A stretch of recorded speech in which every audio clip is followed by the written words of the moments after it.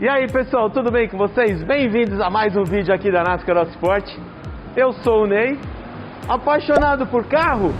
Não é inscrito no nosso canal? Se inscreve aí, ativa a notificação e deixa um like. Nós estamos vendo esse Jetta sem porta.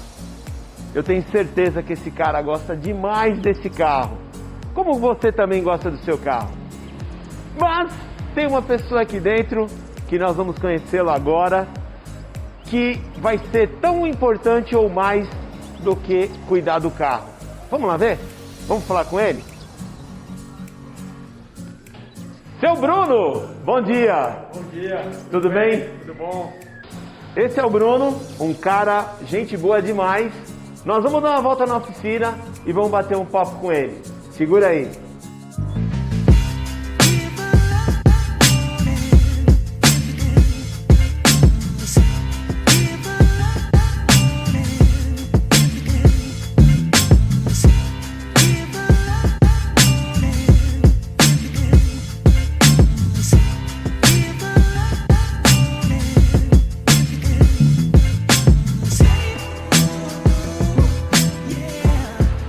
A gente já deu uma volta aqui com o Bruno, ele já conhece a oficina.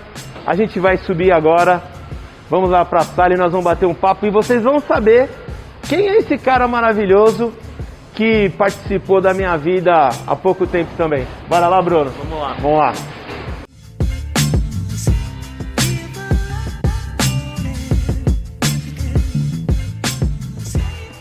Bom, pessoal, vocês devem estar curiosos de novo, né?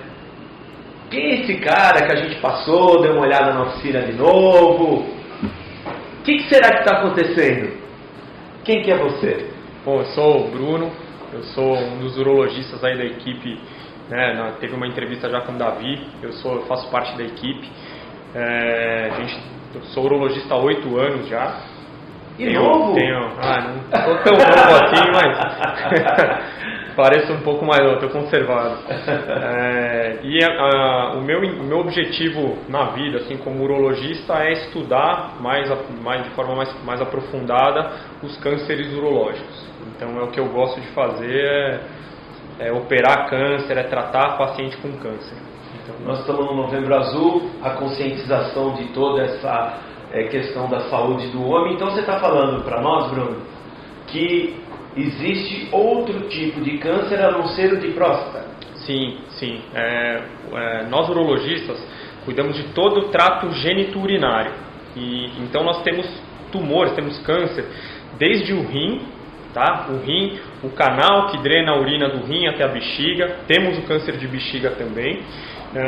Câncer do testículo, temos câncer de pênis. Tem outros também que não são tão comuns aí, que acho que são um pouco mais raros, mas basicamente nós temos rim, bexiga, testículo e pênis, além do câncer de próstata, que é o mais prevalente no homem, né? Um dos mais prevalentes no mundo. Bruno, olha só que interessante. Então você está dizendo para nós, a gente pensando que quando a gente pensou em Novembro Azul, saúde do homem, nós pensamos que só tinha câncer da próstata. E aí você está falando que existem outros tipos de cânceres urológicos? Sim. Temos outros tipos de câncer que muitos são até mais agressivos e que têm uma mortalidade maior do que o câncer de próstata mesmo. Né? O câncer de próstata, apesar de ele ser mais prevalente, a taxa de mortalidade não é tão alta quanto dos outros cânceres, que a gente vê do de rim, por exemplo, de bexiga. Aí os índices são maiores e as taxas de mortalidade são maiores, chega a ser o dobro ou às vezes o triplo da taxa de mortalidade do câncer de próstata, no geral, como um todo. Tá, então assim, agora a gente fala muito sobre câncer. Você consegue dar pra gente um cenário, ou dar uma ideia do que é essa questão dessa doença tão temida pelo ser humano? Tá, vamos lá. De forma geral, né, os cânceres de forma geral são doenças distintas, tá? Então, só que eles têm algumas características em comum que a gente agrupa e chama tudo de câncer, tá? Então isso é uma denominação genérica, tá? O que é o câncer, na verdade, de qualquer órgão? O câncer é uma multiplicação anormal de células do nosso corpo, tá? Então o tempo inteiro as nossas células elas são programadas para viver durante um período. Então o tempo inteiro nós temos renovação dessas células. As células morrem quando elas já estão velhas e dão lugar para células mais novas, e o organismo faz isso o tempo inteiro. Tá?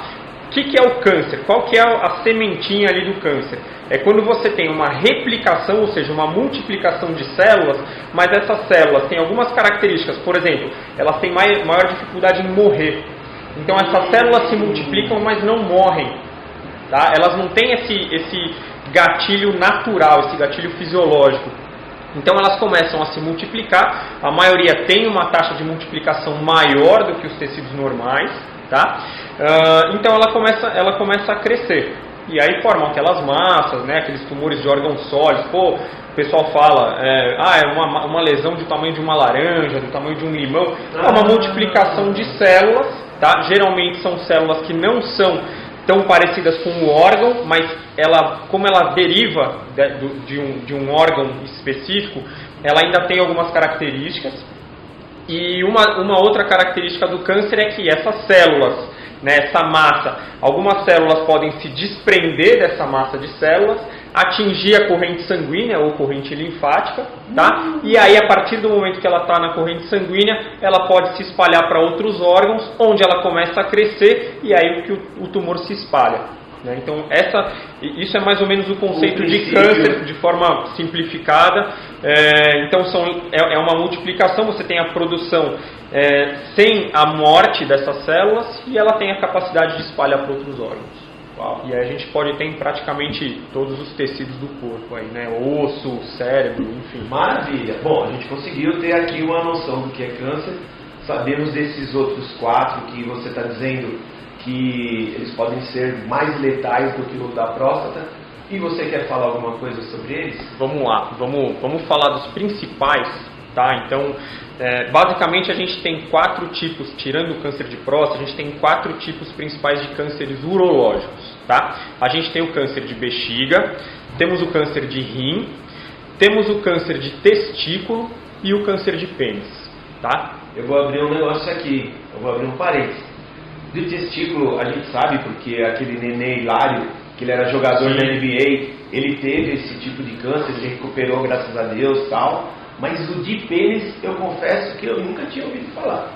O câncer de pênis, nos grandes centros, né, onde você tem maior acesso à informação, onde você tem maiores condições sanitárias e até um nível socioeconômico maior, as taxas são menores. Onde você tem menos acesso à saúde, onde você tem condições higiênicas mais precárias, essa taxa é maior. Aqui no Brasil, nós temos uma incidência maior no Nordeste, principalmente, tá? Onde a gente tem mais desigualdades sociais, enfim.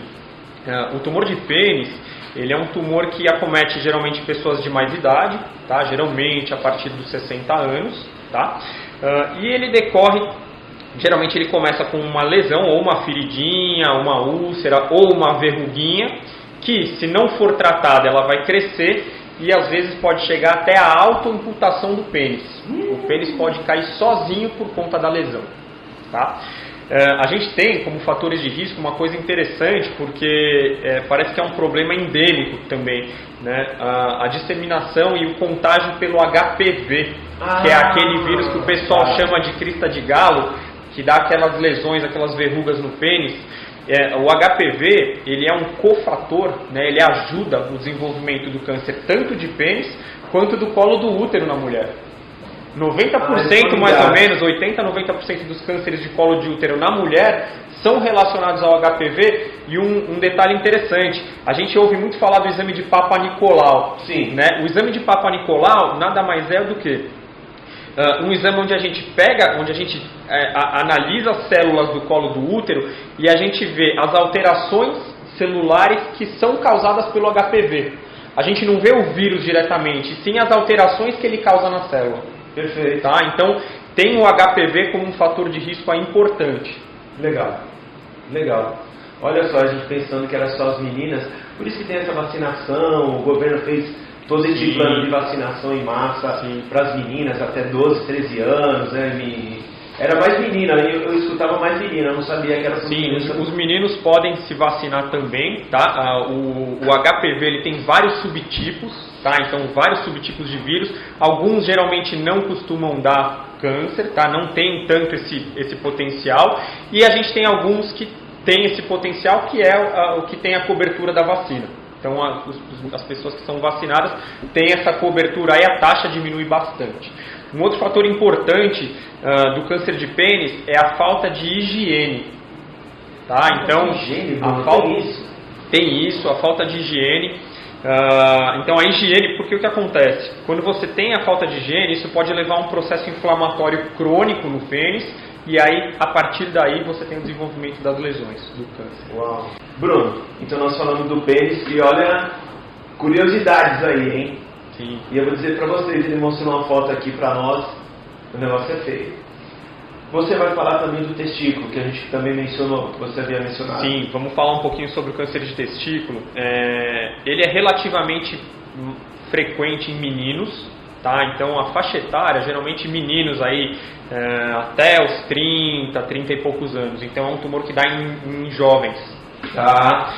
Mas apesar de dar em jovem, e às vezes o diagnóstico até ser um pouquinho tardio, né, a gente pega uma doença um pouco mais avançada, a taxa de cura ela é alta, tá? Chega até 90% mais ou menos de cura, tá? Às vezes vai para quimioterapia, né? Às vezes o tratamento a gente tem que tirar o testículo, tá? Então a gente remove esse testículo vai para análise, tá? Faz uma análise histológica, o patologista vê nas lâminas.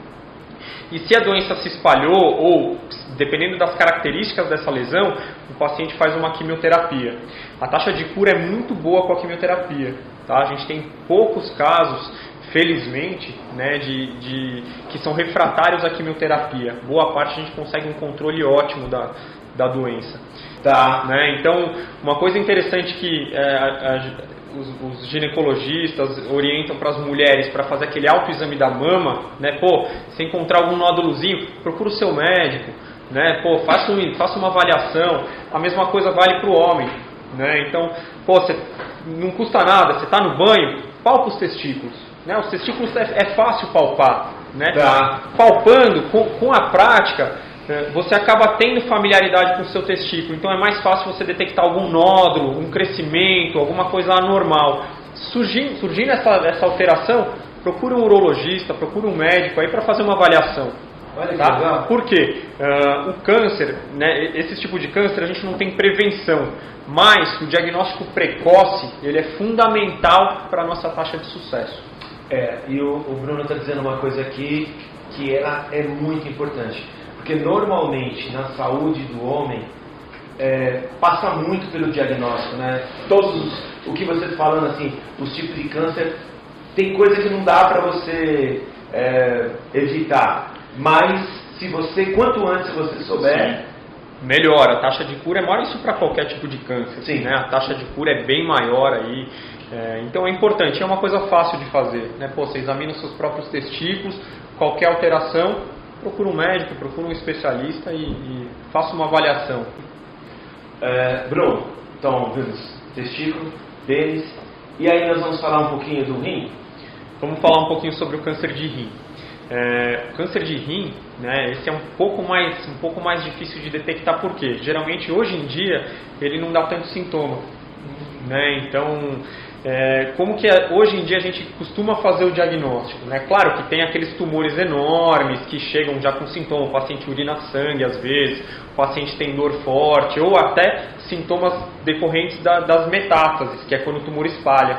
Então às vezes o paciente pode ter tosse com sangue no catarro, né, com metástases no pulmão, ou pode ter inchaço nas pernas, por exemplo uma trombose, tá? Isso pode ser decorrente do câncer de rim. Tá? Mas geralmente são estágios mais avançados. Hoje em dia, como a gente tem uma facilidade muito grande para ter acesso a exames de imagem, principalmente ultrassom, tá, né? Então a gente começou a detectar esse tipo de câncer de forma muito mais precoce. Tá? Então, por exemplo, o sujeito tem uma dor de estômago, uma queixa de um desconforto no andar superior do abdômen, faz um ultrassom e aí o ultrassom detecta um nódulo, por exemplo, uma massa renal ou um cisto renal complexo, tá? Então, a partir daí, a gente faz toda a avaliação, todo o estadiamento e prepara para fazer a cirurgia, se for o caso. Okay. É um tumor que geralmente o diagnóstico ele é pós-operatório. Então, a gente tem uma lesão, uma massa ou um tumor suspeito, o próximo passo é retirar esse tumor. A gente pode retirar tanto o rim todo, tá? Dependendo da localização e do tamanho dessa lesão, tá? Ou a gente tira só um pedacinho desse rim. Tá? Hoje em dia a gente tem tanto técnica aberta, convencional, que você faz com corte, tem por laparoscopia, tem por robótica também, a gente faz tumores cada vez mais complexos, né, preservando o rim, né, porque quando a gente cura esse paciente, é importante ele ter, né, claro que ele vive com um rim só, mas se ele tiver metade do outro rim, ou se ele tiver um pouco do outro rim, isso já vai ajudar e diminuir a chance dele ter outros problemas no futuro, né? Porque a gente não morre só de câncer. Na verdade. Né? Hipertensão arterial, a gente tem outros fatores aí que podem acrescentar uma morbidade para esse paciente num longo prazo. Tá. E aí a gente vai encerrar com o câncer de bexiga. De bexiga. O câncer de bexiga, a gente deixou ele por último aí. Tirando o câncer de próstata, o de bexiga ele é o mais comum. Tá? E não chega a ser tão agressivo quanto o câncer de rim.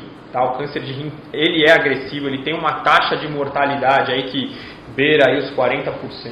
Nossa, tá? Muito alto. É alta mesmo, é um tumor agressivo. O câncer de bexiga ele é mais frequente, mas por outro lado, ele é um tumor que costuma dar mais sintoma. Tá? Qual que é o sintoma que o câncer de bexiga dá? Sangramento na urina. Tá? Então, sangramento na urina é o principal sintoma. Geralmente, esse sangramento ele é intermitente, ou seja, sangra um pouquinho, 1, 2, 3 dias, melhora espontaneamente. Tá? Às vezes, a pessoa vai para o pronto-socorro, vai para uma unidade de saúde, isso pode ser confundido com infecção urinária, porque pode dar sintomas semelhantes. Tá? Então, o cara tomou um antibiótico, melhorou. Às vezes não é que ele melhorou com antibiótico. Às vezes ele ia melhorar de qualquer forma e ele acha que, eu tive, 2, 3 infecções urinárias, né? Mas, não está melhorando, está sangrando muito. Faz um ultrassom, faz um exame de imagem e a gente consegue detectar. Tá? Uma coisa interessante, um detalhe importante que a gente não falou, é que tanto o câncer de rim quanto o câncer de bexiga tem como importante fator de risco o tabagismo. Tá? Ou seja, os fumantes têm uma chance maior de desenvolver tanto o câncer de rim quanto o câncer de bexiga. Tá? E a carga tabágica é diretamente proporcional à chance dele desenvolver a doença. Tá? Quanto mais a pessoa fumou durante a vida, maior a chance de ela desenvolver essa doença. Eu queria até te falar o que você está mencionando aí. Tem 5 semanas a cirurgia que a gente acabou fazendo. O Dr. Bruno participou da nossa cirurgia também, né? Ele era um dos comandantes lá do robô. E eu digo para você que a gente estava fazendo atividade física, tinha uma boa alimentação e a recuperação foi muito, muito, muito boa. Já voltei a retomar novamente a atividade física. Ótimo. E isso é muito, muito importante realmente. Então, Bruno, eu queria agradecer também por tudo que vocês fizeram por mim. E eu queria deixar aqui a oportunidade para você deixar a última mensagem pessoal, deixar uma mensagem aqui para essa turma toda que está aqui com a gente. Tá? Acho que a principal mensagem, né, se a gente resumir em uma palavra, é prevenção. Né? Dentro dessa palavra a gente tem cuidados com a saúde, alimentação, atividade física, cuidar do sono e se vocês notarem algo diferente, alguma coisa estranha, não demorem para procurar um especialista, consultem um especialista. É melhor você consultar um especialista e não ser nada demais do que deixar passar um problema e o problema só se agravar e aí às vezes o diagnóstico pode ser tardio, a taxa de sucesso do tratamento pode ser menor. Então é melhor prevenir do que remediar, né? Então acho que essa é a mensagem aí para todo mundo. Nós temos um slogan aqui da NASCAR que a gente fala assim: pessoal, vem com a gente. A gente pode falar para esses caras, vem com a gente? Vamos lá, 1, 2, 3, vem com a gente!